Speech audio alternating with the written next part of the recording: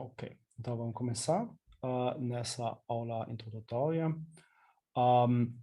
Mencionei que eu quero dar uma breve introdução a ideias gerais da disciplina, depois eu vou passar para os problemas comuns mais curtos, o algoritmo Dijkstra que resolve, e depois falar sobre estruturas de dados necessárias para implementar o algoritmo Dijkstra, então filoseguridade e a implementação via heaps. A filosofia, teoria e prática, eu acho que já mencionei no parte administrativo antes, mas então, para ver isso brevemente de novo, né? A ideia da disciplina é combinar teoria e prática, né? Então, bem aproximadamente segundas vai ter algoritmos com análise de complexidade e com provas, demonstrações de corretude, então para entender como isso funciona, e aproximadamente nós vamos ver como isso funciona, o ritmo, nas quartas vai ter laboratórios, onde nós vamos, eu também, eu já fiz, implementar esses algoritmos e também cuidar que esses algoritmos funcionem bem na prática, de forma que vocês não precisem, como se diz, esse sistema de reserva de voz do Go para cada clique online, você tem que esperar uma hora. Dos motivos, isso dá para ver no conceito da disciplina pouco, e uma sub-área de algoritmos emergente, que já não mais emergente, que se chama engenharia de algoritmos, ou algorithm engineering, né? Que é o reconhecimento que o tradicional, que seria design and analysis, essa parte aqui, é uma típica disciplina teórica, pelo menos que faz. De fato, o designer faz, ou seja, o Dijkstra, então seria presentation, né? Então eu vou aqui ver algoritmo, ter algoritmo fixo, e depois eu vou proceder para análise teórica.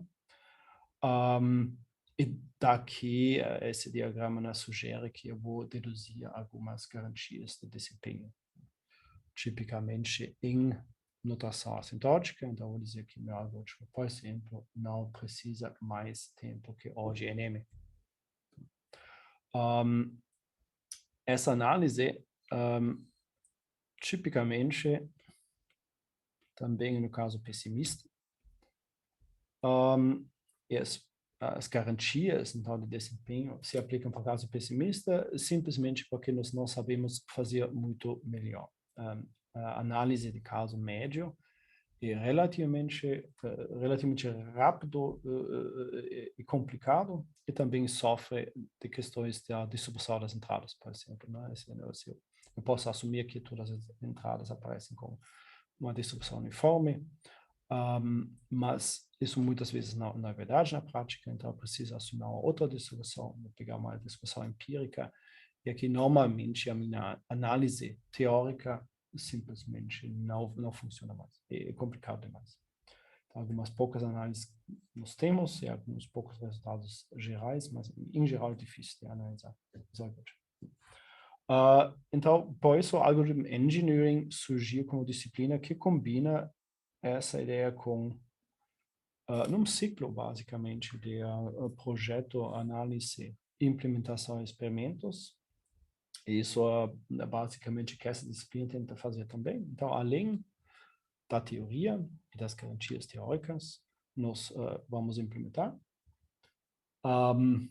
Aqui sugere que talvez usar libraries, isso não vai ser tanto no nosso caso, mas em geral sim.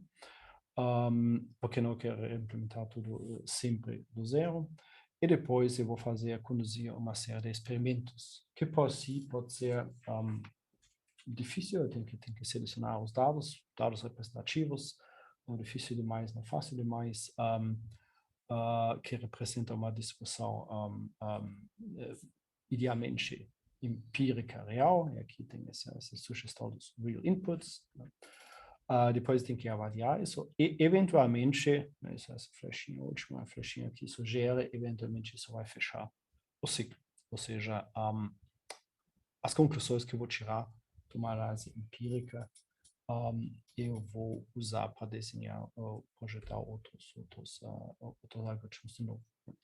Então, aqui tem uma grande sub-área que cuida dessa coisa, baseado principalmente no reconhecimento que uma análise, no caso pessimista, é legal, porque eu tenho certas garantias, nunca vai ser mais que isso. Porém, isso pode ser bem distante do desempenho prático.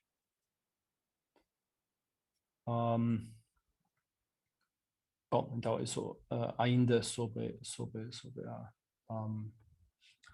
o motivo, a filosofia, se vocês querem, assim, da disciplina. Antes de começar com o Dijkstra, aqui bem rapidamente, acho que isso também é conhecido, senão vocês podem conferir, introduzir um pouquinho de notação sobre grafos, porque a primeira parte são caminhos mais curtos, fluxos, redes e paimentos, então eu vou fortemente usar notação de grafos, então vamos introduzir isso rapidamente. Então eu tenho, em geral, um grafo como um par de vértices e arestas ou arcos, depende. De vez em quando, caso pelo contexto não é claro, eu vou também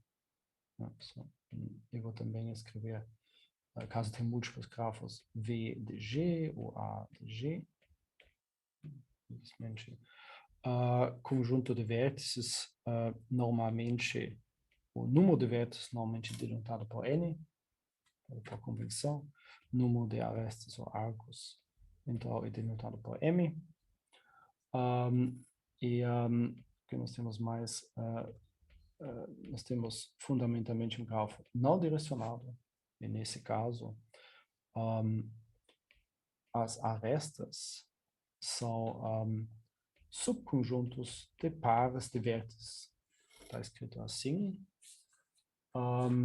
Enquanto o grafo é direcionado, nós temos os arcos, que são subconjuntos do produto cartesiano dos vértices, né? São pares de vértices.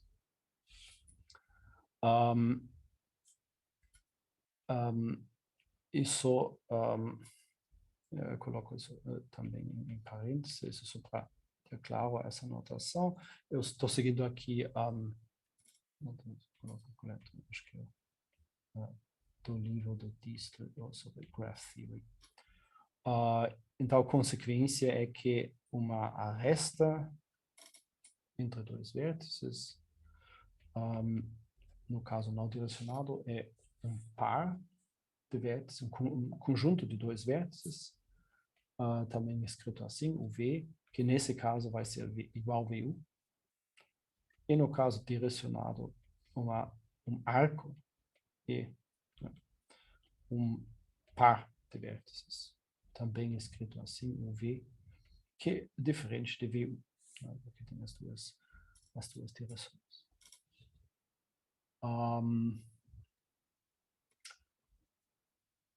Depois, eu posso ainda definir vizinhos de vértices, tanto em arcos ou em vértices. Então, num grafo não direcionado, todos os vizinhos do vértice U são todos os vizinhos do vértice V são todos vértices U, tal que existe um V que faz parte do conjunto de arcos.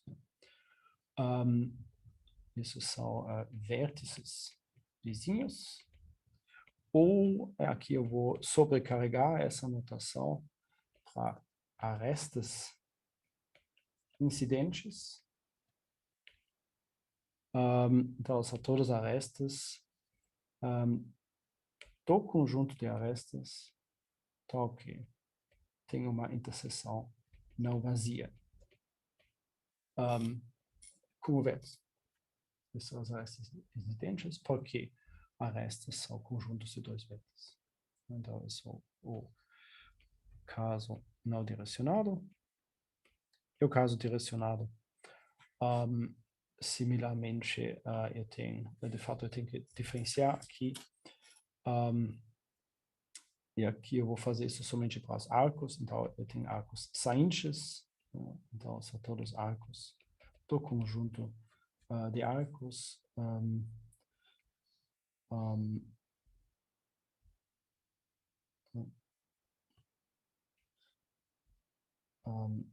Onde A igual V, W. Onde existe um W, então esse arco é só V, W. E depois tem arcos entrantes, que é similar. Então, são todos arcos do conjunto de arcos, então que existe um W. Falta para manter a convenção. Existe um U, então que A e V. Esses são os arcos saintes do vértice e os arcos entrantes. Okay.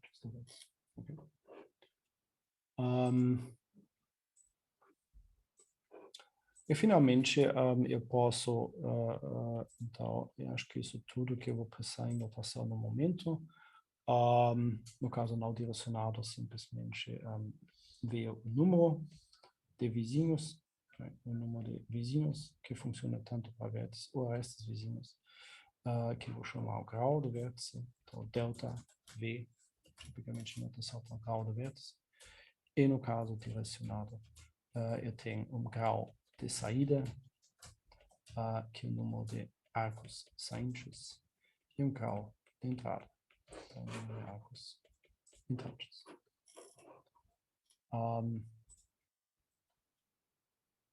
Talvez um mini exemplo aqui, então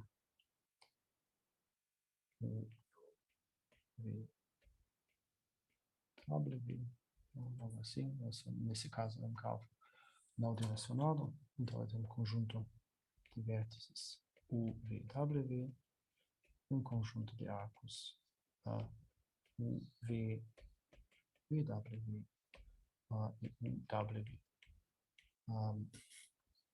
E nós temos, por exemplo, o grau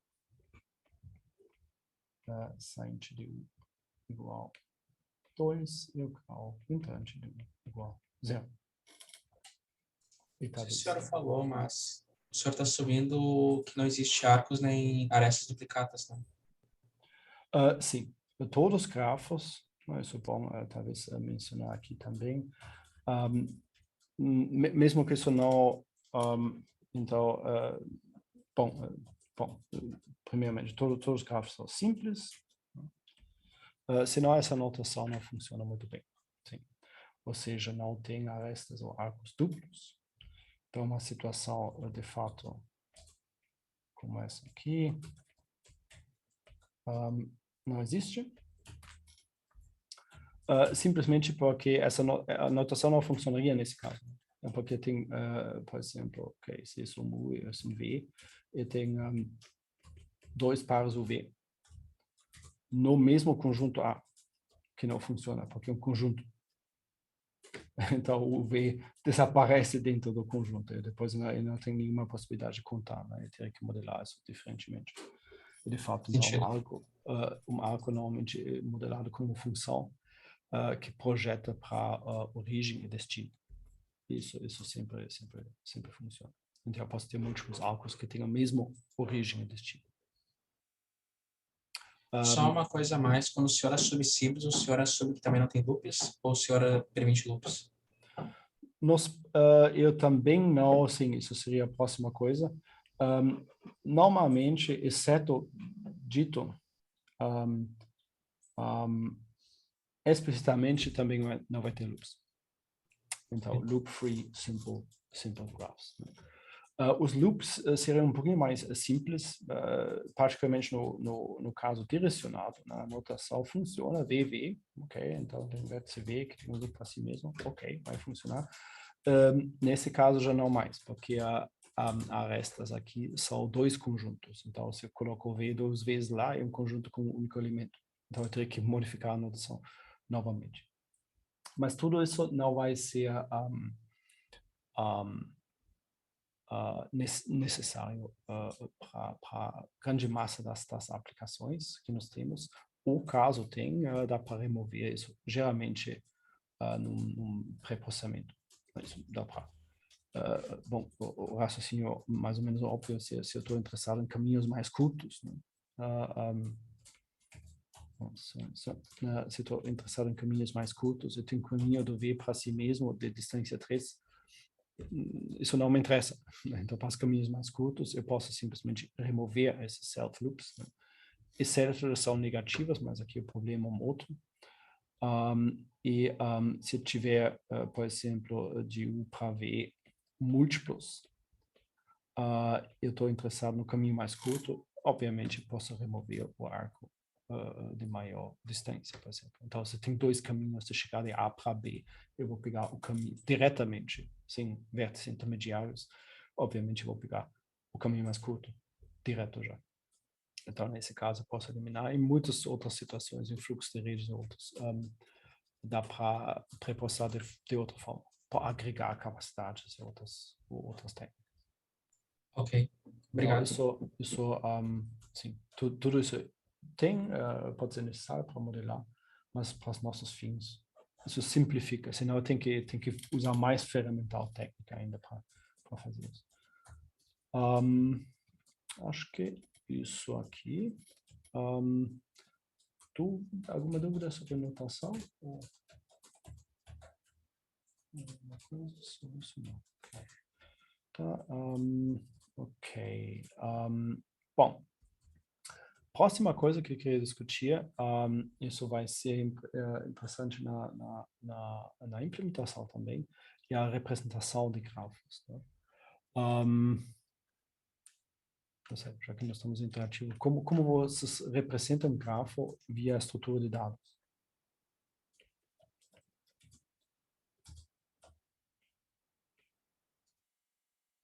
Qual a estrutura de dados que eu uso para grafos?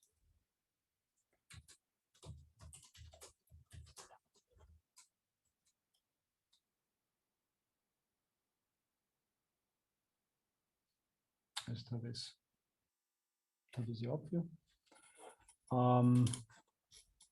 Mas isso vai fazer uma grande diferença na prática. Né? Nós temos duas estruturas de dados fundamentais, uma matriz de adjacência.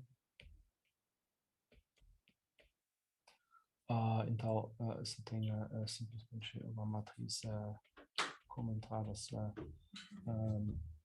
MJ aqui e entre 1 e N e J entre 1 e N,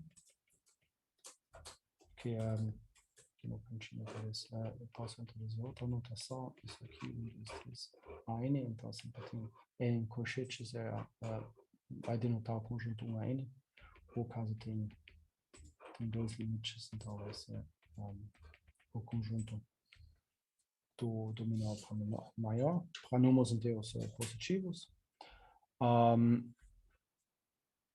Então, nesse caso, eu tenho simplesmente uma entrada MJ, uma matriz de adjacência 1, caso, agora depende, nesse caso, o arco, o aresta IJ faz parte do conjunto de vértices, 0 caso contrário. Seria uma forma fundamental de representar, e a segunda forma fundamental seria uma lista de adjacências. Onde eu vou para cada vértice basicamente gravar quais são os vizinhos, os arcos, os vizinhos, os arcos incidentes. Então aqui tipicamente eu vou ter vértice 1, vértice 2, vértice 3. Se eu faço tudo com listas, até o enésimo vértice. Então, aqui tem uma lista dos vértices. Essa lista vai terminar aqui. E depois, cada vértice mantém uma lista dos vizinhos. Então, aqui, vizinho 1, vizinho 2, o vizinho 3, o primeiro vértice. Depois, essa lista termina. E o segundo vértice tem outros vizinhos. 1 e 2. E depois, essa lista termina. E assim vai para todos os vértices. De fato, dessa forma, eu tenho uma lista de adjacência, obviamente, somente para grafos não direcionados. Caso tenha um grafo direcionado, vou ter que uma lista de arcos saintes e arcos entrantes separadamente. Então, eu vou ter que duplicar isso.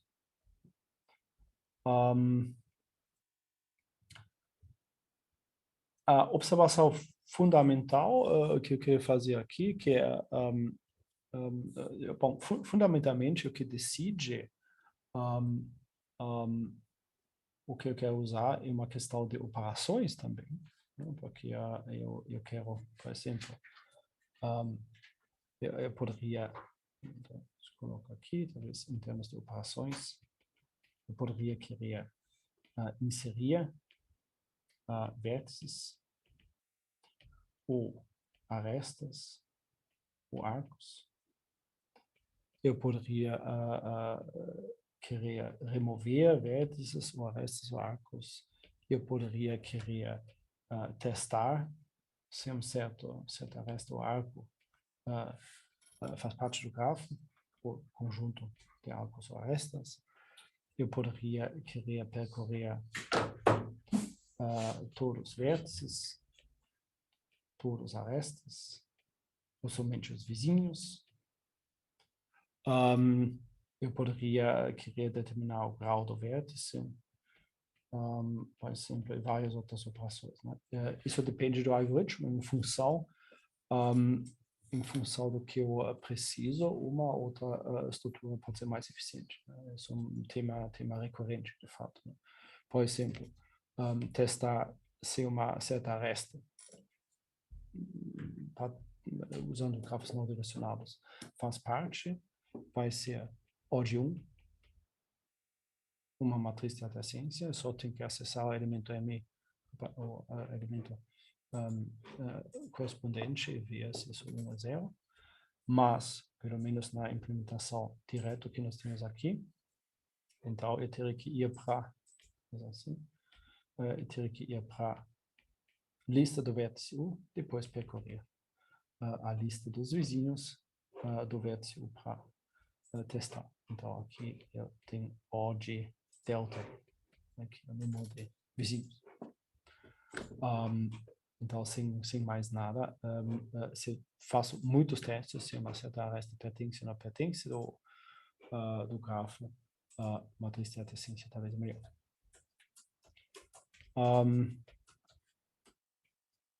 A segunda coisa fundamental, isso vai ficar muito relevante na prática, custo de memória. Matriz de adjacência, obviamente, tem O de n ao quadrado, porque tem n vezes n elementos. Uma lista de adjacência tem O de n mais m, porque tem a lista aqui, que tem O de n vértices, e uma observação fundamental também, né? O primeiro vértice tem delta de V1 aqui, vizinhos. O segundo vértice tem delta de V2 vizinhos. O terceiro tem delta V3 vértices. E o último tem delta Vn vértices.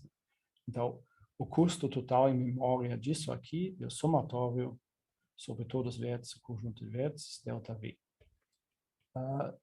E isso é 2M. Oi? 2M? E 2M. Isso é 2M. E logo é OGM. Então, todo lado direito aqui, nós queremos assim, custa OGM. E assim, somando os dois, eu tenho OGNM. Então, o custo em memória é linear. Linear no número de elementos, número de vértices e arestas. E isso normalmente é decisivo. Ou seja, na prática, é quase só tem listas de adjacências ou variantes de listas de adjacência. Simplesmente, eu falei antes que eu vou propor rodar algoritmo Dijkstra num grafo que tem 23 milhões de vértices. Então, o n ao quadrado aqui seria 23 milhões ao quadrado, que é, não sei, 400 tera. Então, isso não vai caber nas máquinas típicas que nós temos. Então, simplesmente não tem como. Né? Então, a prática decide muitas vezes que eu vou ter que usar isso. Na lista da direita, daria para, inclusive, reduzir a complexidade caso o número de arestas seja mais que metade de n ao quadrado. Né? Daria para fazer o grafo reverso. Né? Tipo, botar na lista de adjacências as arestas que não estão no grafo. Sim. E daí daria para diminuir a complexidade por aquilo que eu botei no chat, eu acho. Sim. Em termos do O, isso não faz muita diferença, acredito. Sim, mas poderia ser. Mas eu não tenho certeza imediata. Né, por exemplo, uma operação típica, além de testar se uma aresta pertence ou não pertence, seria pega um vértice e vai percorrer todos os vizinhos, ou todas as arestas incidentes, que é a mesma coisa. Né? Agora, se tem na lista aquelas que não tem, tem que repensar o teu algoritmo, basicamente. Né? No caso positivo, tu só percorre a lista mesmo. No caso negativo, tu tens que, basicamente, não sei, porque tu nunca sabe se o seu vértice é um vizinho ou não, ele poderia ser o primeiro da lista, o último da lista, etc. Então, tem que percorrer. Sim. Tem que, primeiramente, fazer complemento. Então, assumir que tem todos e depois percorrer a lista, remover aquelas que não são, e depois percorrer o resultado, algo assim. Né? Isso dá para fazer. Mas então isso custa um pouquinho mais, talvez. Então, Sim, é que eu estava talvez não pensando custa... durante toda a explicação, o caso de o gráfico ser quase completo. Né? Sim. Mas, sim, isso é possível. Eu não conheço essa do complemento negativo. Mas poderia ser. Então, isso... a coisa que eu queria enfatizar, isso vai se repetir depois, né? As operações definem o que eu vou ter que usar. Uma matriz de adjacência sempre fora, mas as operações definem outros detalhes da implementação. Por exemplo, uma coisa que eu não coloquei aqui é no grafo direcionado você tem um arco UV de U para V. Nos algoritmos de fluxo, eu vou, com uma certa frequência, querer o arco oposto, VU, caso existe. Isso também é uma operação não barato nessa representação aqui. Isso é resolvido por manter um ponteiro. Então, aqui 1 para, não sei, V2. Então, o V2, seja o que for, também tem na lista correspondente 1. Então, por manter um ponteiro para arco oposto, caso existe, e vice-versa. Então, eu posso aumentar essa estrutura de acordo com a necessidade das operações. E talvez mais uma, porque isso é relativamente frequente na prática. Novamente, a minha lista de vértices, que termina aqui. Se o grafo estático, então os vizinhos, os arcos, arestas nunca mudam, então eu não preciso manter uma lista aqui, eu simplesmente posso pegar um bloco, que é um array. Então, eu tenho uma lista com ponteiros para arrays, e aqui o vértice 1, vértice 2, não sei, a vértice K, são os vizinhos. Só que agora inserir ou remover, talvez não é mais OD1, como numa lista mais simples. Caso ainda eu não quero modificar número de vértices, ou remover e inserir vértices, então eu posso condensar isso também. Ou seja, eu posso pegar o array com os vizinhos do primeiro vértice. Então, esse vértice 1, uma anotação aqui. E depois eu pego o array do segundo vértice. E depois eu pego o array do terceiro vértice. E assim eu vou grudar uma coisa simplesmente até o enésimo vértice. Todos os vizinhos. Numa grande... Eu prefiro fazer assim. Num grande array. Simplesmente, aqui termina com o enésimo vértice. Então, isso simplesmente, nesse caso, é uma forma de um edge list. Então, cada célula aqui só tem o destino do arco, ou da aresta.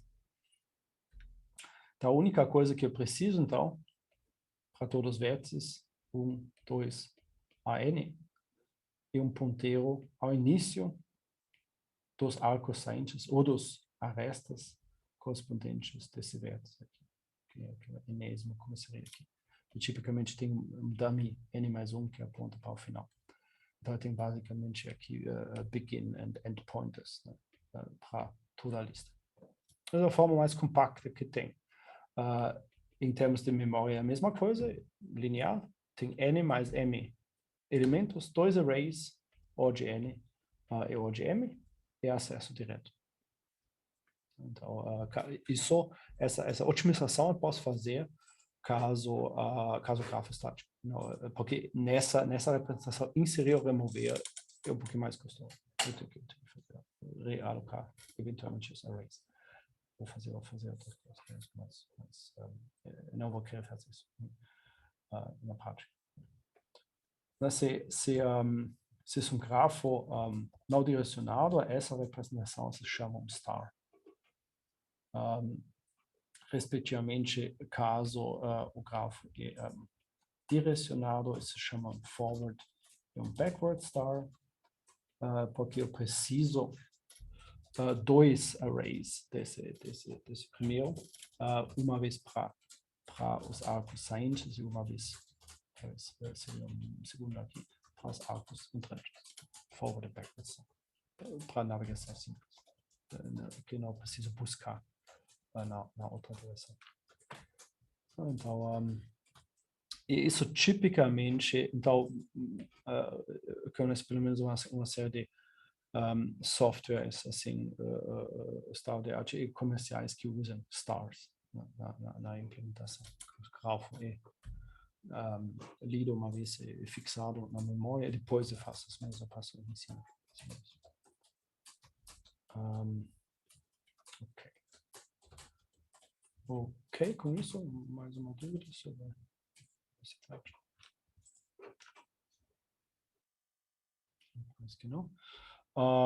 Então, caminhos mais curtos, isso é o tópico, então aqui eu vou com a anotação diferente, talvez eu chame mais então o que eu quero, acho que está razoavelmente claro, né? Eu tenho um grafo, em geral eu vou usar esse grafo como direcionado, nesse caso mais simples, para os não direcionados funciona também, mas além disso eu tenho pesos não negativos nas arestas. Em A, então, e tem um vértice inicial também. S, o que eu quero é a distância mínima entre S e a cada outro vértice, V. Isso seria na literatura a single source, shortest path. Então, todos os caminhos, as distâncias mais curtas de um vértice para todos os demais. Aqui o S é o nosso single source. Aqui. Porque isso normalmente vem de graça. Variante seria só entre 2 vértices dados, não um par de vértices, caminho mais curto entre um par, não sei, ST, ou variante ainda seria all pairs shortest path. Então, all pairs, um momento. So, all pairs shortest path. Então, eu quero fazer isso. Que tem algoritmos especializados que funcionam um pouquinho melhor que rodar single source shortest path para todos os vértices. Então, a ideia é simples. Por exemplo, eu pego esse losango aqui, e depois tem pesos nas arestas. Eu quero o caminho mais curto do S para todos os demais, então é claro que o S para si mesmo é 0. O caminho mais curto para U só tem 1, vai ser 3. O caminho mais curto para V só tem 1, vai ser 4. Mas agora tem uma decisão a ser tomada. Eu poderia ir por cima aqui ou para baixo, e acima é mais curto. Então, eu vou atribuir nessa tabela D, que tem S, U, V, W, aqui o vértice, e a distância correspondente vai ser isso aqui, 3, 4, 0, 3, 4, 4.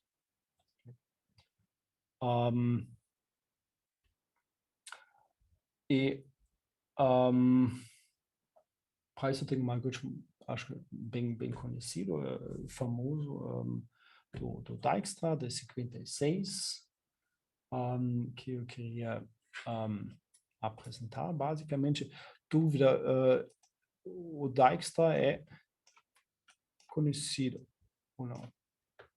Quem conhece o Dijkstra?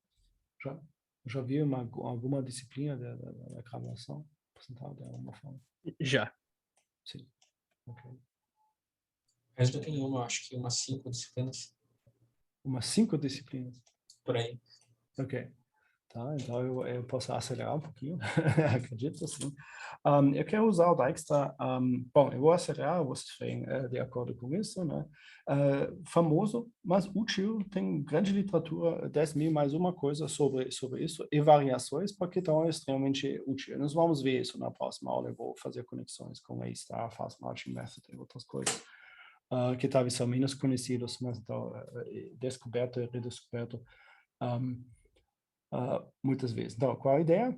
Eu quero calcular esse array D das distâncias que nós definimos aqui, basicamente, né? Então, eu vou inicialmente setar a distância do origem 0 e os demais infinito, porque eu desconheço.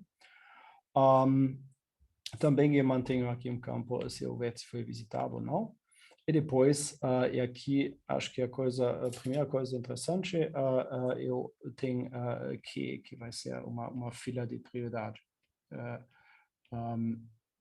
Então, essa fila de prioridade inicialmente vazia, e depois eu vou inserir o vértice inicial, S, com a prioridade, nesse caso, menor número e maior prioridade, então 0, essa distância, a prioridade é a distância.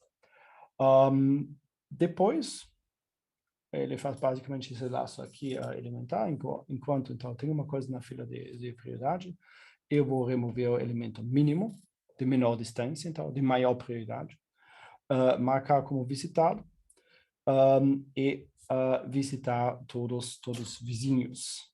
Eu acho que aqui para ficar correto com a minha hipótese, mesmo que não faça muita diferença, porque eu assumi que a grafo direcionado, então eu vou pegar os vizinhos, então os arcos saintes, e cada vizinho que não foi visitado ainda, mas tem uma distância infinita, e então visitado o descoberto pela primeira vez, então eu vou setar a distância desse vértice, a distância do vértice atual, mais a distância de ir do vértice atual para esse novo vértice, e inserir também na fila de prioridade para ser processado futuramente, né, com a distância atual que tem.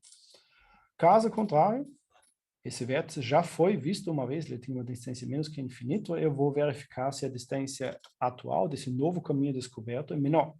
Então, se a distância atual do vértice mais a distância de passar para o U é menor que a distância atual que eu conheço do U, caso isso aconteça, eu vou atualizar e também atualizar na fila de prioridade. E aqui tem duas operações diferentes, porque uma vez eu vou ter que inserir, porque não faz parte da fila ainda, outra vez eu vou ter que atualizar, porque faz parte da fila. E com isso, o algoritmo termina. Então, a lógica aqui... Então, o Dijkstra descobriu uma única coisa. Processando os vértices em ordem de distância não decrescente dá a solução ótima.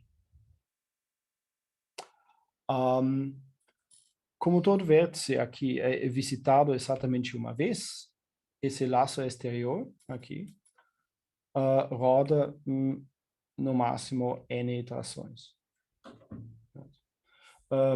Inicialização, aliás, é O de n também, que é ok. Depois criar uma fila de prioridade vazia e O de 1. Inserir uma coisa numa fila de prioridade, isso é um dos pontos que eu quero fazer aqui, não é bem claro. Eu vou ter que ver. Depois, similarmente, eu tenho dentro desse laço while exterior, eu vou ir sobre os vizinhos. Isso é O de delta mais nesse caso. Porque aqui dentro,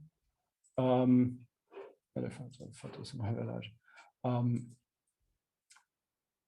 Isso nós vamos ter que, o número de iterações desse laço é O de delta mais, nós vamos ter que detalhar isso mais um pouquinho. De fato, aqui tudo O de 1, exceto essas duas operações insert e update. Certo? Então, inserir um vértice eu vou somente uma vez, caso esse vértice descoberto. Então, mesmo que, notem que, pelo mesmo argumento que nós falamos antes, o somatório de todos os arcos saintes sobre todos os vértices é M. Então, aqui parece que eu poderia chamar esse insert até M vezes. Mas como cada vértice é somente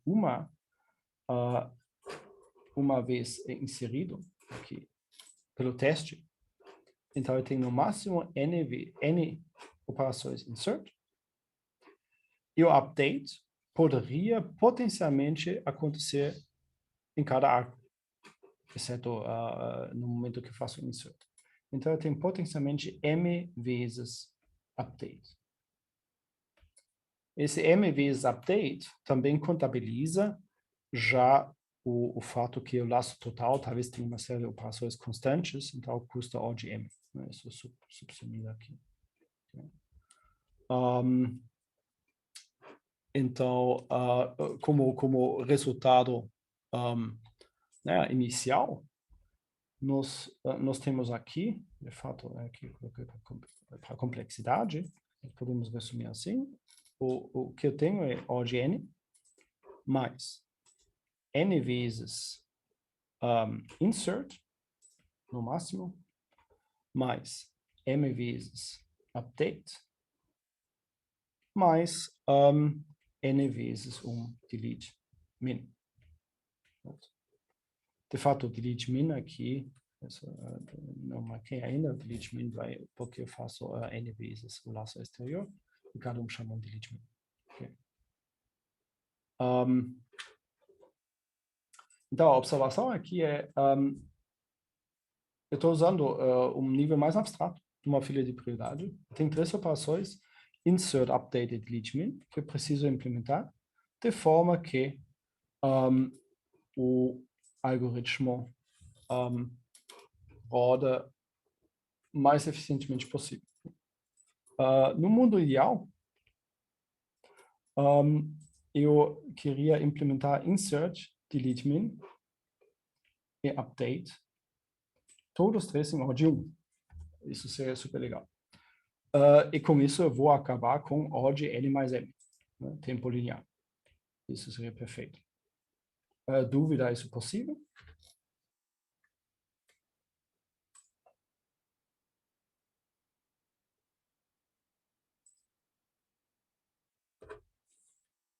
Ou dúvida correspondente, como eu implementaria isso?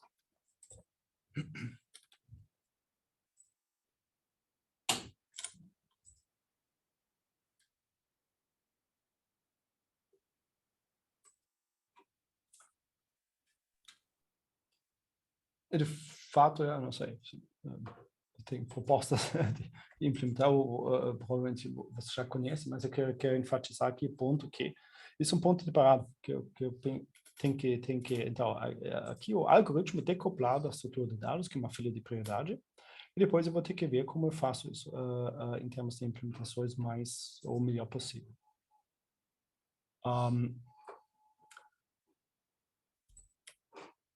O ponto é que esse ideal, você coloca aqui, esse ideal não existe, não tem como implementar. Todas as três operações. Então, não existe uma estrutura de dados que implementa todas as três operações em ordem 1. Então, esse espaço de projeto é um pouquinho mais restrito com esse argumento simples. Eu posso, uma fila de prioridade posso usar para ordenar números. Pega N números que quer ordenar, vai inserir, tem N inserts, e depois vai chamar N vezes delete min. E assim eu vou extrair os números de forma ordenada no decrescente. Então, a complexidade de insert mais delete min vai ser pelo menos log n. Porque eu posso ordenar por comparação somente o limite inferior conhecido é n log n. Então, eu faço n inserts e n delete mins, ou n inserts mais delete mins em n log n. Então, a combinação de insert e delete min vai custar pelo menos log n. Alguém Então, chegou a provar isso ou é só intuitivo que não daria para fazer uma ordenação em menos tempo? Não, isso dá para provar. Isso é um argumento por entropia, basicamente. Se tu olha,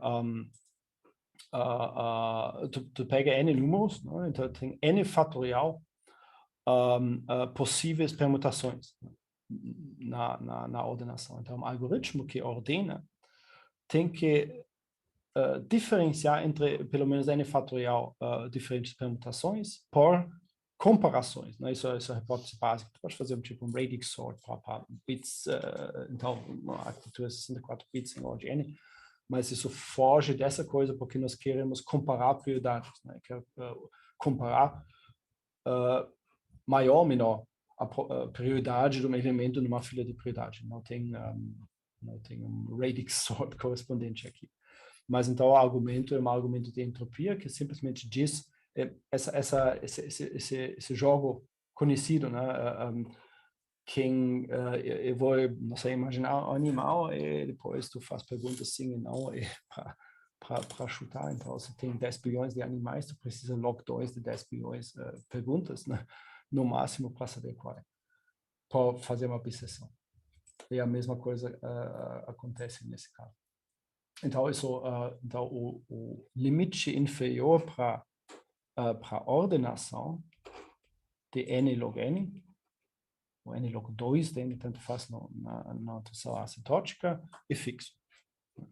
Então, essa coisa também é fixo. Isso não é um argumento intuitivo. Faz sentido até. Então, isso é interessante como resultado parcial aqui, porque, então, eu sei que eu vou pagar pelo menos log de n para um insert mais delete min. Eu tenho n desses aqui, né? Então, eu poderia, o primeiro termo aqui, resumir por n log n, dessa forma, para os dois. N vezes insert mais delete min, custa pelo menos isso, então ordem n é subsumido aqui, esse termo n log n domina, mais m update. Ok. E é tudo. Eu posso embalar num bloco, se você quer. Então, isso é o meu espaço de projeto aqui, n log n eu vou ter que pagar, e agora a coisa decisiva é o que eu consigo fazer com updates. Se eu consigo fazer um update em ordem 1, então eu vou acabar com n log n mais m. Se eu consigo fazer um update somente em de log de n, então o m log n do segundo termo vai dominar o n log n do primeiro termo, então eu vou acabar com m log n, que pode ser substancialmente pior. Então, o foco, basicamente, no design é isso aqui, né? Então, essa análise, eu só queria destacar o valor dessa análise, decoplar o algoritmo da estrutura de dados, as operações que eu quero implementar, para depois pensar o que eu quero fazer, né? Isso é um tópico que se repete muitas vezes na literatura, é um pouquinho menos enfatizado pelo menos em alguns livros de algoritmos. Mas essa análise aqui, basicamente, guia o meu foco diretamente para a questão o quão rápido eu posso implementar o update.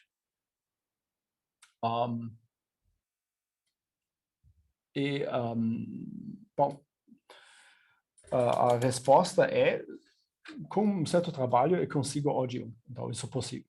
Mas isso não é óbvio. E não foi óbvio antes do Tarjan, nos anos 70, mostrou como.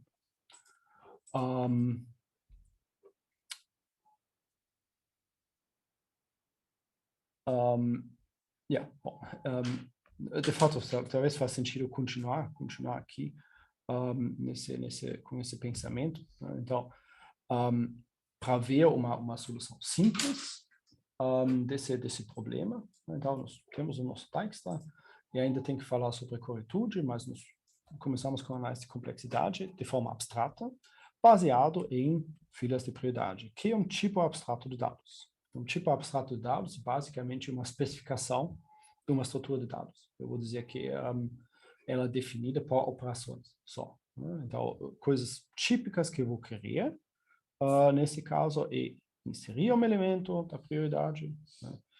O teste, se a fila já é vazia ou não, remover o elemento de maior prioridade, no nosso caso de menor distância, ou atualizar a prioridade de um elemento. Isso, de fato, foram as operações, exatamente as operações que nós usamos, né? Ele, de fato, eu omiti o teste. O teste também ocorre N vezes. Mas o teste, se a fila é vazia, isso talvez não é difícil de acreditar, mas dá para demonstrar também, isso dá para fazer em áudio sem grandes problemas.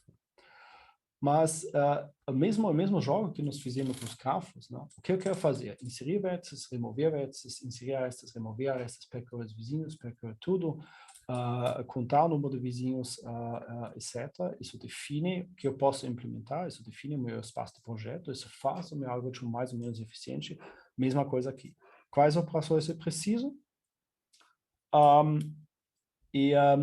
Depois o que eu posso implementar. Nós temos basicamente os primeiros 4 aqui, são os mais elementares, mas de fato isso já não é completamente verdade. Atualizar a prioridade de um elemento, isso vou mostrar depois, é genérico demais. Então aqui dá para separar a atualização em duas operações. Uma que aumenta a prioridade, uma que diminui a prioridade. Se eu faço isso, eu posso implementar estruturas de dados mais eficientes. Mas depende da aplicação, eu poderia querer outras coisas também. Então, eu coloquei alguns exemplos, né? Encontrar o elemento só encontrar o elemento de maior prioridade, em geral não é um problema. Remover um elemento arbitrário, não somente de maior prioridade, ou pegar duas filas de prioridade e unir numa única. Isso é razoavelmente comum. Ou outras coisas, né? Então, 3 pontinhos aqui. De novo, aqui somente em função do tipo abstrato de dados, da definição que eu quero fazer, o espaço do projeto é diferente e eu posso fazer uma coisa mais ou menos eficiente. Continuando com essa ideia aqui, implementações. Agora eu posso me perguntar, então, como eu posso implementar isso realmente. Aqui vale a pena, talvez, sentar ou parar um pouquinho e pensar como eu poderia implementar isso. Eu poderia implementar isso com vetor simples, talvez. Eu poderia implementar isso para listas. Eu poderia implementar isso, não sei o que. Ver o que acontece. Por exemplo, se eu faço um vetor,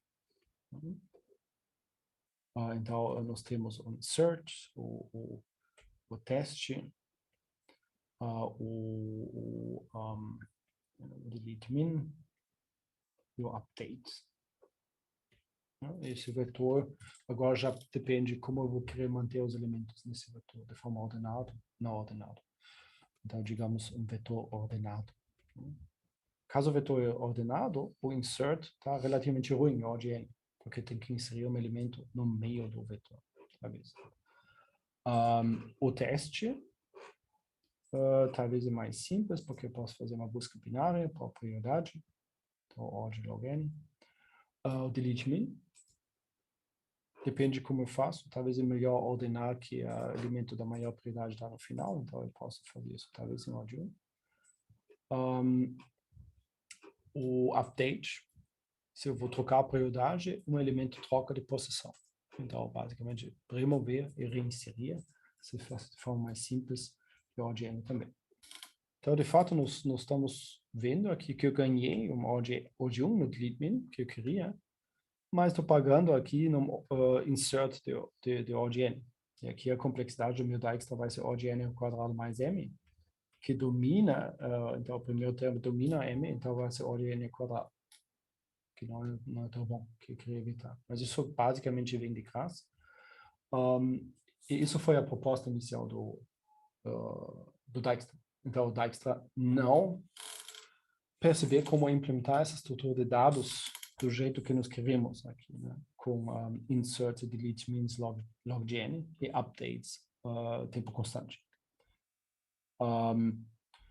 Depois eu poderia testar aqui ainda um vetor talvez não ordenado, que não vou fazer agora, vetor não ordenado para ver se isso talvez é melhor. Mas aqui dá para sentir provavelmente, já que se tem um vetor não ordenado, eu vou ter que buscar os elementos cada vez, então isso vai custar lá. Ou listas, por exemplo, né? Para inserir listas, também a questão ordenado ou não ordenado.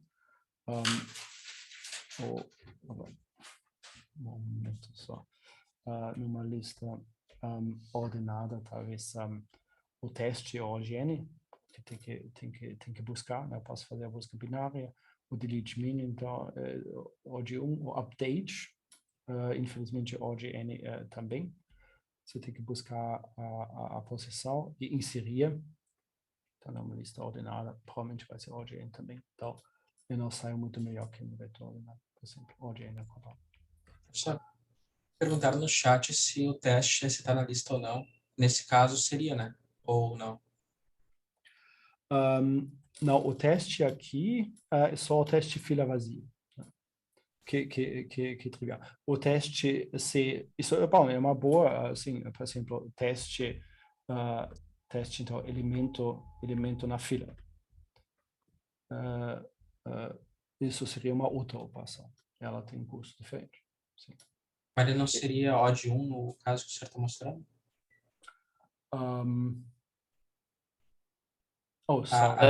Eu acho que a pergunta foi relevante a esse teste aí embaixo. Isso, sim. Esse aqui, né? Tá, ok. Então, Porque o teste, sim, é verdade. Se o teste é se fila vazia ou não vazia, é sempre trivialmente nos dois, né? Sorry, ódio, sim. Eu implementei aqui um outro teste, sim. E notem que no algoritmo aqui,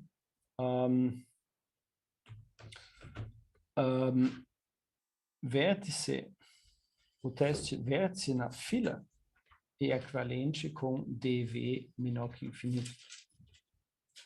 Então, esse teste eu posso fazer aqui em ORG 1 também, nesse caso particular, mas isso não é implementado na fila, isso é implementado externamente. Isso também é uma coisa que acontece com alguns algoritmos. Aqui não preciso, mas você tem que atualizar, encontrar um elemento arbitrário, tipicamente isso é mantido externamente da fila.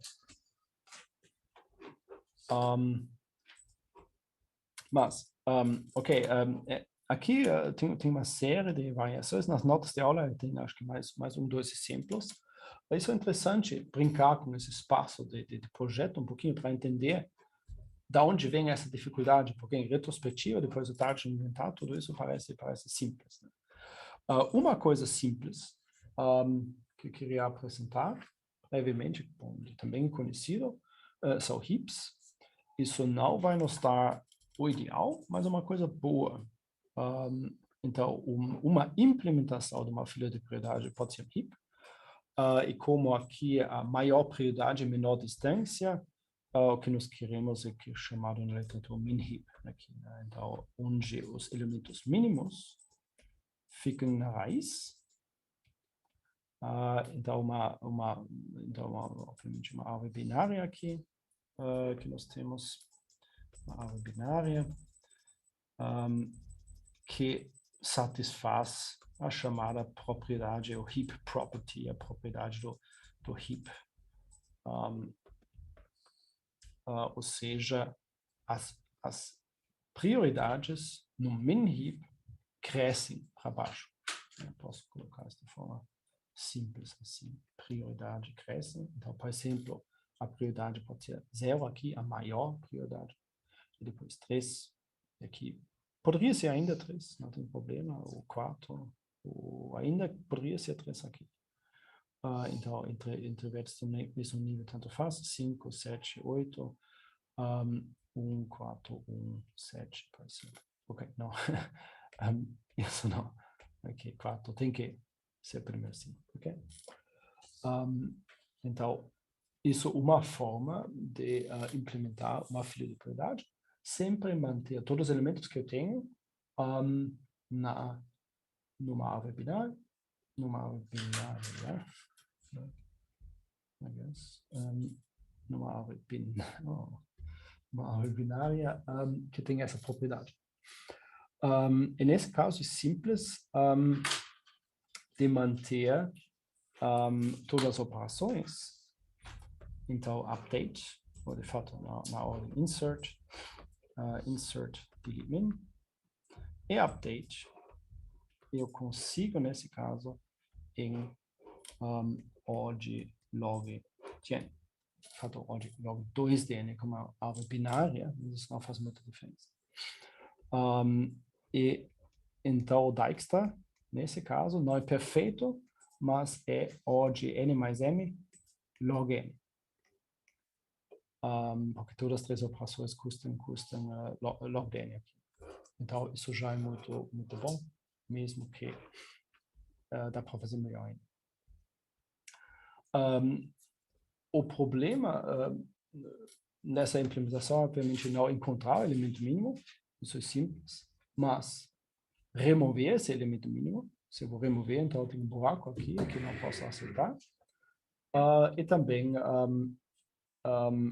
inserir um novo elemento, porque um novo elemento, supor que tem um novo elemento com prioridade, não sei, 0 também, eu não posso simplesmente colocar aqui, porque a prioridade ou a propriedade do heap é violada nesse ponto aqui. Então eu vou ter que arrumar nos dois casos isso. Isso provavelmente é conhecido também, né? Então o que se faz, estamos aqui na figura ainda, inserir o caso mais simples, eu vou inserir um novo elemento, eu de fato coloco na última posição, na primeira posição livre aqui, mas agora eu vou ter que trocar posições. Então, esse 0 aqui é menor que o 4 do pai. Então, o que eu vou fazer é colocar o 0 aqui, o 4 vai para baixo. Mas esse 0 ainda é menor que o 1 do pai. Aqui, então, eu vou colocar o 0 aqui e o 1 vai para baixo. E agora, a propriedade do heap satisfeita novamente. No outro caso, a estratégia tem que ser um pouquinho diferente. Não posso aceitar buracos aqui. Então, depois de remover esse elemento, eu vou pegar o último elemento livre aqui e colocar nessa posição. Então, o 5 vai para cima e o buraco vai para baixo, basicamente. Então, agora eu tenho uma árvore binária balanceada novamente, só que a propriedade do heap não é mais satisfeita. Né? 5 é maior que 0 ou 3. Então, nesse caso, eu vou ter que o 5 vai ter que ir para baixo. E nesse caso, o 0 vai para cima, o 3, mas o 3 não pode ir para cima, porque o 3 é maior que o 0. Então, nesse caso, o 0 vai para cima e o 5 vai para baixo. E aqui o 5 ainda é maior que 1. Então, o 1 vai para cima e o 5 vai para baixo. E agora, a propriedade de heap satisfeito novamente.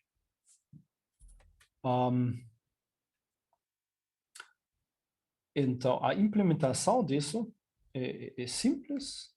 Então, a inserção é simplesmente inserir na última posição e chamar uma função que se chama heapify up, ou sift up, ou bubble up. Então, restabelecer a propriedade de heap para cima, de novo. Caso do raiz, está ok. Se não, se a chave do pai é maior que a chave do elemento atual, trocar e depois chamar o heapify up no pai. Para baixo é ligeiramente mais complicado, ou para deleção também. Então, para deletar um elemento qualquer, inclusive a raiz, eu vou trocar com a última posição e chamar um heapify down. Esse heapify down, caso não tenha filhos, já é ok. Se não, caso possui exatamente um filho e a chave do elemento, que vai ser o filho da esquerda, é menor, eu vou ter que fazer uma troca e depois continuar. De fato, acho que aqui falta um heapify down.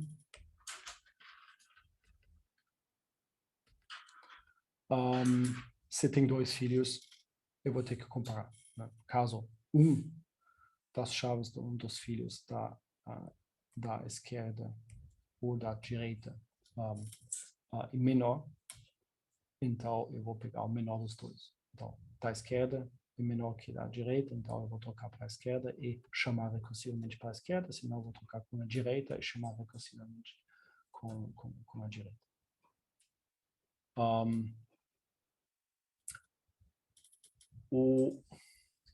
A complexidade dessas operações é simples de ver. Então, acho que isso não precisa muita discussão aqui, né? Porque a profundidade da árvore é logarítmica, é uma árvore binária balanceada completa, e as chamadas recursivas só tem uma. Então, eu vou percorrer no máximo a profundidade da árvore uma vez e operações constantes para fazer as trocas.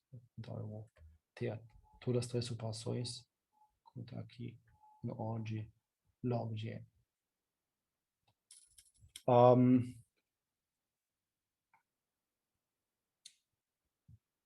Agora, a corretude dos dois, né? Talvez agora o tempo já um pouquinho apertado, mas eu queria talvez olhar para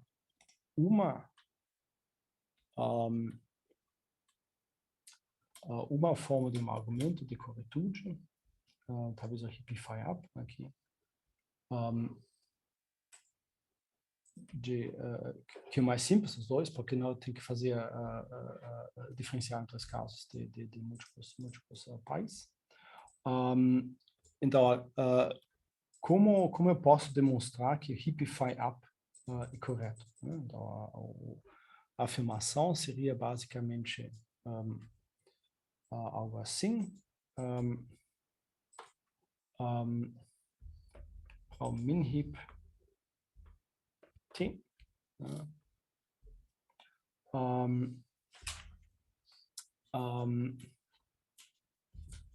Eu vou afirmar que depois de um decremento de uma chave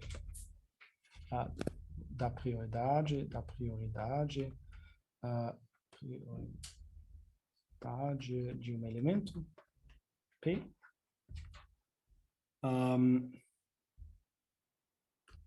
e depois de uma chamada de heapify up, nesse caso,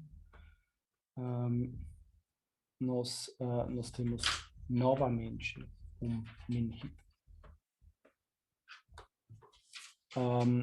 E aqui, de fato, notem que eu já coloquei como decremento, porque